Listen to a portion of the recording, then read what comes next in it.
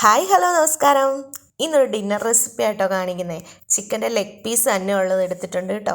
ചിക്കൻ്റെ ഏത് പീസ് വേണമെങ്കിലും എടുക്കാം, ഒരു കുഴപ്പമില്ല. അപ്പോൾ ഇത് ഫ്രോസൺ ആട്ടോ ഞാൻ എടുത്തേക്കുന്നത്.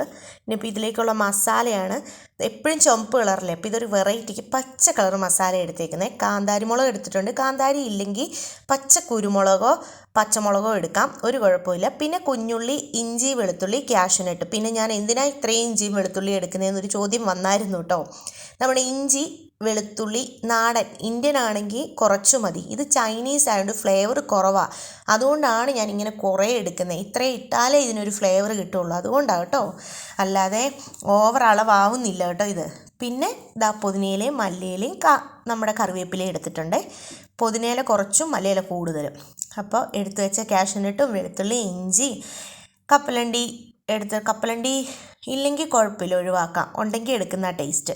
ഇതിലേക്ക് ഞാൻ കുരുമുളക് പൊടിയും കൂടി ഇട്ടു കേട്ടോ.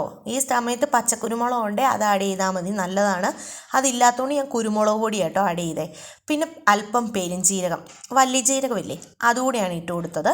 പിന്നെ ഈ കൂടി ഇടുന്ന ഒറിഗാനോ കേട്ടോ. ഒറിഗാനോ ഉണ്ടെങ്കിൽ ഇട്ട് കൊടുക്കണം, അപ്പം നല്ലൊരു ഫ്ലേവറാണ്. ഇല്ലെങ്കിൽ ഒഴിവാക്കാൻ കുഴപ്പമൊന്നുമില്ല. ഉണ്ടെങ്കിൽ ഇട്ട് കൊടുക്കുമ്പം ഒരു നല്ലൊരു ഫ്ലേവർ, ഞാൻ പറഞ്ഞ ആ ഒരു കറക്റ്റ് മസാലയുടെ ഫ്ലേവർ കിട്ടും. അപ്പോൾ അതെല്ലാം കൂടെ ആദ്യം ഒന്ന് ചതച്ചെടുത്തു. ഇഞ്ചിയും വെളുത്തുള്ളിയും കുഞ്ഞുള്ളിയും കാന്താരിയും ഒറിഗാനോയും പെരിഞ്ജീരകവും എല്ലാം കൂടെ. അതിനുശേഷം നമ്മൾ ഇലകൾ ഇട്ട് കൊടുക്കുക. മല്ലിയില കൂടുതലും പുതിനയില കുറച്ചും, പിന്നെ 5-6 കറിവേപ്പിലയും കൂടെ.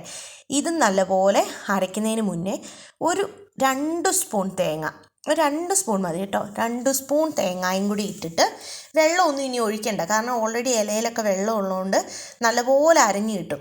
ഇത് നല്ല പേസ്റ്റ് പോലെ അരച്ചെടുക്കണം. ഈ സമയത്ത് ഉപ്പും കൂടി ഇട്ട് കൊടുക്കുക കേട്ടോ. ഞാൻ ഉപ്പ് കൂടി ഇട്ട് കൊടുത്തിട്ടുണ്ട്.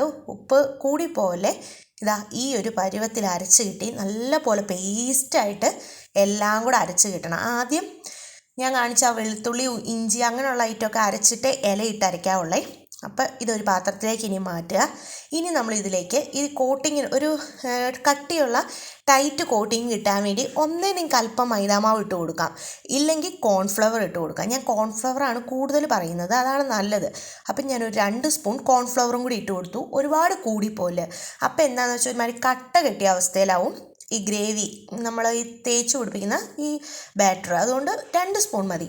അതിനുശേഷം എല്ലാം കൂടെ നല്ലപോലെ ഇളക്കി ഉപ്പും കൂടെ നോക്കുക കേട്ടോ. ഉപ്പ് നോക്കി കുറവാണെങ്കിൽ ഇത്തിരി ഉപ്പ് കൂടി ഇട്ട് കൊടുത്തിട്ട് ചിക്കനെ നന്നായിട്ട് തേച്ച് പിടിപ്പിക്കണം ഈ അരപ്പെല്ലാം.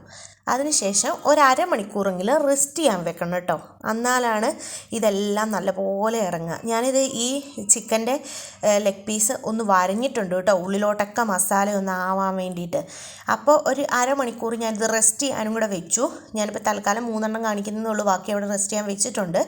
അതിനുശേഷം ഞാനിത് ഫ്രൈയറിലാണ് കേട്ടോ ഫ്രൈ ചെയ്തെടുക്കുന്നത്. ഓയിലൊന്നും എടുക്കണ്ട, ഫ്രൈയറിൽ. ഇനി ഓയിൽ വേണമെങ്കിൽ ഇടയ്ക്കൊന്ന് സ്പ്രേ ചെയ്ത് കൊടുത്താൽ മതി. 180-ൽ ഒരു 20 മിനിറ്റ് ഫ്രൈ ചെയ്തെടുത്തപ്പോഴത്തേക്കും നമ്മുടെ ചിക്കൻ ഇതാ റെഡി ആയിട്ട് വന്നു. നല്ല ടേസ്റ്റുള്ളൊരു മസാല കേട്ടോ. പിന്നെ ഞാൻ കുറച്ച് സാലഡ് കൂടെ ഉണ്ടാക്കി. കുറച്ച് കോണും ആപ്പിളും ബ്രൊക്കോളി, ക്യാരറ്റ്, കുക്കുംബർ, പിന്നെ ചീസ്, ഒമാൻ ചീസ് ആട്ടോ, ഒമാൻ ചീസ്, പിന്നെ നമ്മുടെ ഒലീവ്സ്. ഇത്രയും സാധനങ്ങളാണ് ഞാൻ സാലഡിലേക്ക് ഇട്ടേക്കുന്നത്. എന്നിട്ട് ജസ്റ്റ് ഒന്ന് ലെമണും കൂടെ സ്കിപ്പ് ചെയ്ത് കുറച്ച് ഒലിവ് ഓയിലും കൂടി ഇട്ട് മിക്സ് ചെയ്തു. പിന്നെ നല്ലൊരു ജ്യൂസാണ് ഇതിലേക്ക് ഉണ്ടാക്കുന്നത്. ഈ ജ്യൂസ് ഒരു വെറൈറ്റി ആട്ടോ, നല്ല ടേസ്റ്റാണ്. തണ്ണിമത്തൻ എടുക്കുക, വാട്ടർമെലൺ. കൂടെ ഞാൻ ഈ സ്മോൾ ടൊമാറ്റോ ആട്ടോ എടുത്തേക്കുന്നത്. ഇത് ഈ തണ്ണിമത്തൻ്റെ ഒപ്പം ഇട്ട് ജ്യൂസാക്കി അടിച്ചെടുക്കുമ്പോഴല്ലോ നല്ലൊരു ഫ്ലേവറാട്ടോ. ടൊമാറ്റോയും ഈ സ്മോൾ ടൊമാറ്റോയും വാട്ടർമെലനും കൂടെ കുറച്ച് മിൻറ്റ് ലീഫും കൂടി ഇടുന്നുണ്ട്. എന്നിട്ട് ഷുഗർ വേണേൽ ആഡ് ചെയ്യുക. വാട്ടർമെലൻ ഒരുപാട് നല്ല മധുരം ഉള്ളതുകൊണ്ട് ഞാൻ ഷുഗർ ഇതിലേക്ക് ആഡ് ചെയ്യുന്നില്ല. വേണേൽ ഒരു തുണ്ട് ഉപ്പും കൂടി ഇട്ട് കൊടുക്കുക കേട്ടോ, ഒന്ന് മധുരമൊക്കെ ബാലൻസ് ചെയ്യാൻ വേണ്ടി. ഇത് അടിച്ചെടുത്തു. നല്ലൊരു ജ്യൂസാട്ടോ, എല്ലാവരും ട്രൈ ചെയ്ത് നോക്കണേ. അരിച്ചെടുക്കുക, അങ്ങനെ ഇഷ്ടമാണെങ്കിൽ അങ്ങനെ എടുക്കാം. ഞാൻ മിൻറ്റൊക്കെ ചേർത്തുകൊണ്ട് അരിച്ചെടുത്തു. അപ്പം ഇതാണ് നമ്മുടെ ഡിന്നറ്, നല്ലൊരു ഡിന്നറാണ്. അപ്പം എല്ലാവരും ട്രൈ ചെയ്ത് നോക്കണം. കമൻറ്റൊക്കെ അറിയിക്കാൻ മറക്കരുത്.